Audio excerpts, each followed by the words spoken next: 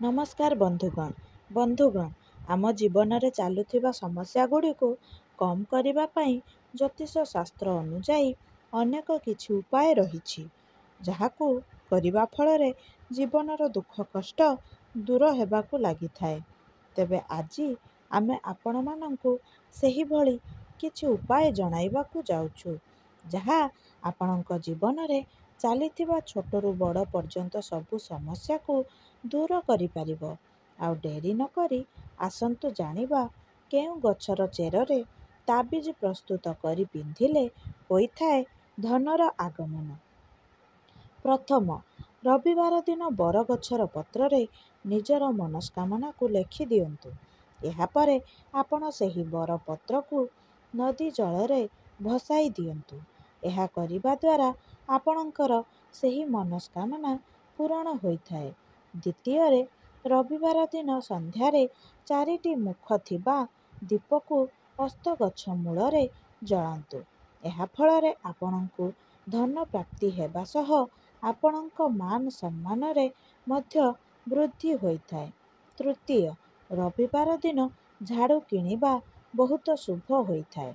ସେହି ଝାଡ଼ୁରେ ଘର ସଫା କରିବା ଦ୍ୱାରା ଆପଣଙ୍କ ଘରର ଆର୍ଥିକ ସ୍ଥିତିରେ ସୁଧାର ଆସିଥାଏ। ଚତୁର୍ଥରେ, ରବିବାର ଦିନ ପୋଖରୀ କିମ୍ବା ନଦୀରେ ରହୁଥିବା ମାଛଙ୍କୁ ଖାଇବାକୁ ଦିଅନ୍ତୁ। ଏହା କରିବା ଦ୍ୱାରା ଆପଣଙ୍କୁ ମାତା ଲକ୍ଷ୍ମୀଙ୍କ ଅଶେଷ କୃପା ପ୍ରାପ୍ତ ହୋଇଥାଏ। ପଞ୍ଚମରେ, ଯଦି ଆପଣ ଧାର କରଜରେ ବୁଡ଼ି ରହିଛନ୍ତି, ତେବେ ମଙ୍ଗଳବାର ଦିନ ଋଣ ମୋଚକ ମନ୍ତ୍ର ପାଠ କରନ୍ତୁ।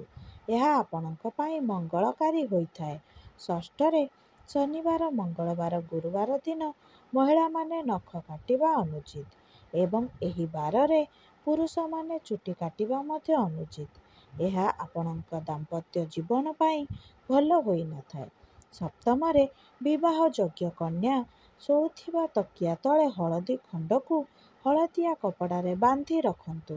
ଏହାଦ୍ୱାରା ସେହି କନ୍ୟା ପାଇଁ ଭଲ ଭଲ ବିବାହ ପ୍ରସ୍ତାବ ଆସିଥାଏ। ଅଷ୍ଟମରେ, ଡିମିରି ଗଛର ଚେରକୁ କପଡ଼ାରେ ବାନ୍ଧି ଚାନ୍ଦିର କବଚ ମଧ୍ୟରେ ରଖି ବେକରେ ପକାନ୍ତୁ। ଏହି କବଚ ଆପଣଙ୍କୁ ଆର୍ଥିକ ଲାଭ ଦେଇଥାଏ।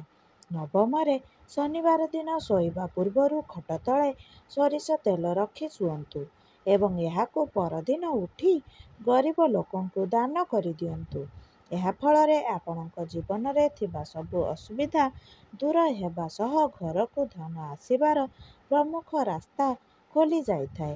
ବନ୍ଧୁଗଣ, ଯଦି ଏହି ଭିଡ଼ିଓଟି ଭଲ ଲାଗିଲା ତେବେ ଗୋଟିଏ ଲାଇକ୍ କରିବା ସହିତ ଏହାକୁ ସେୟାର କରିଦିଅନ୍ତୁ। ଏମିତି ନୂଆ ନୂଆ ଭିଡ଼ିଓ ଦେଖିବା ପାଇଁ ଆମ ଚ୍ୟାନେଲକୁ ସବସ୍କ୍ରାଇବ୍ କରିଦିଅନ୍ତୁ ଏବଂ ପାଖରେ ଥିବା ବେଲ୍ ଆଇକନ୍କୁ ନିଶ୍ଚୟ ଦବାଇ ଦିଅନ୍ତୁ। ବନ୍ଧୁଗଣ, ଭକ୍ତିରେ ଥରେ ନିଜ ଇଷ୍ଟଦେବଙ୍କ ନାମ କମେଣ୍ଟ ବକ୍ସରେ ଅବଶ୍ୟ ଲେଖିଦିଅନ୍ତୁ। ପ୍ରଭୁଙ୍କ କୃପା ହେଲେ ଆପଣଙ୍କ ଜୀବନର ସବୁ ଦୁଃଖ କଷ୍ଟ ଦୂର ହୋଇଯିବ। ଭିଡ଼ିଓଟିକୁ ଶେଷ ପର୍ଯ୍ୟନ୍ତ ଦେଖିଥିବାରୁ ଆପଣଙ୍କୁ ଅଶେଷ ଅଶେଷ ଧନ୍ୟବାଦ।